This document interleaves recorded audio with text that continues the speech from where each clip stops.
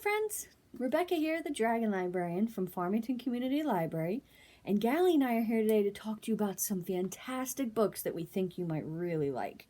Now, these two books that I'm talking to you about today are very different from each other, but they're both really awesome. So I hope that at least one or maybe both of them will sound like something that you'll be really interested in. So the first one is called My Life in the Fish Tank.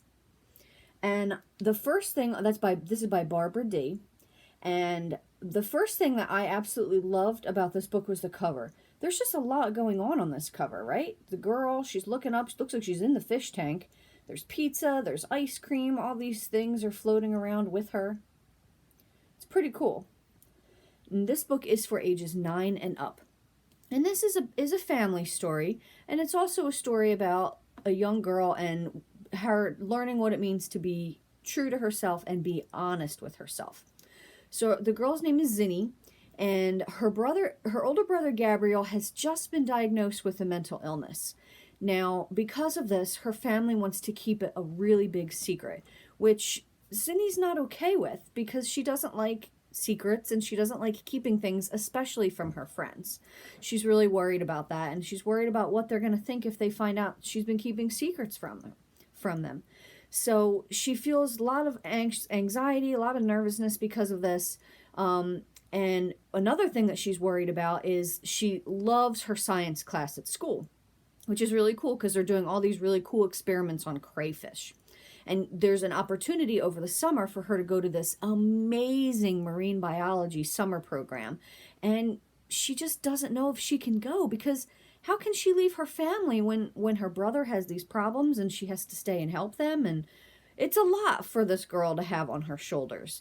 And it's a lot for her to worry about and be dealing with. But this book, it sounds very heavy, but it's really not. It's actually just a really great story. Zinni is a really great character. I loved reading about her. She was really awesome.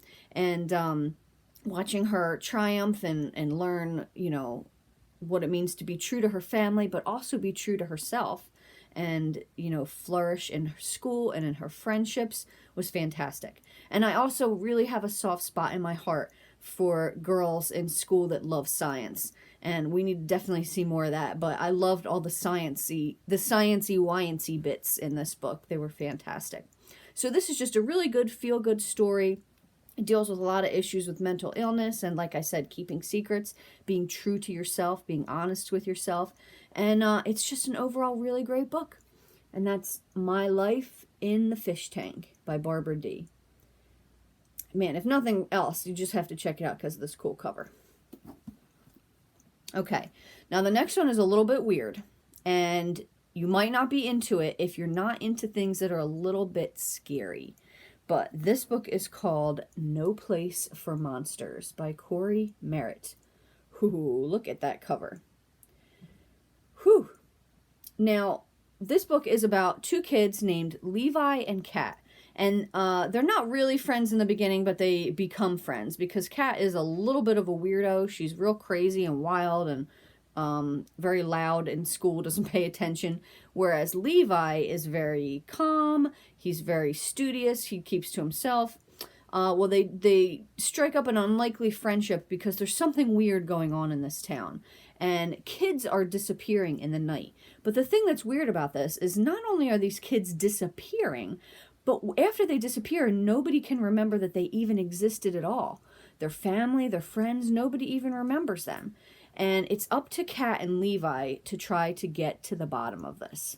Now, the thing that I think is really cool about this book, even if you're not into things that are really scary, is it's kind of like a cross between a graphic novel and an actual book. And the reason why I say that is, I know it looks really thick, right? And that can be a little bit scary just because of how thick it is. But there are illustrations on every page. And they're really great illustrations, too. I'll be honest, I started flipping through this book and I was hooked immediately because the illustrations are just really cool. So even though this is a really long book, it seems really long, it's sort of like a graphic novel, actual book hybrid.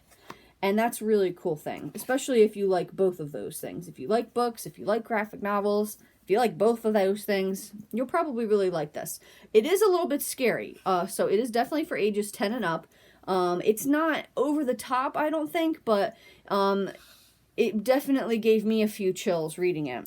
I'm going to read you the first little page here, which has this super creepy little, like, background here. I'm telling you, the illustrations in this book really just are amazing. Sunset. The sky dims from pink to purple. Feel the chill of the night breeze. Hear the whispers of dry grass. The skitter of leaves down empty sidewalks. The shadows creep closer. Once we feared those shadows. Remember? You've heard the stories. Stories of monsters. Oh, but that was long ago. Back when the woods were still wild and the shadows untamed. We are safe now. There's no place for monsters in Suburbia. And like I said, this book is really cool. It's a fun adventure, a little bit spooky, a little bit creepy, as you can tell even from this cover, but it's also a lot of fun. And I really liked these two characters, Kat and Levi. They were really cool and very different, and it was awesome watching them watching Levi come out of his shell and watching Kat kind of wind down a little bit to be able to meet together and become friends. It's a very good book. No Place for Monsters. Well, that's what we have for you guys today. I hope these books sound really cool and interesting. If so, please feel free to put them on hold through the Farmington Community Library, and you can pick them up during a curbside service, or you can even come into the building because we are open now for patrons to come in. So feel free to come in and browse and pick up whatever you want. Thank you so much, friends, and have a wonderful rest of the day.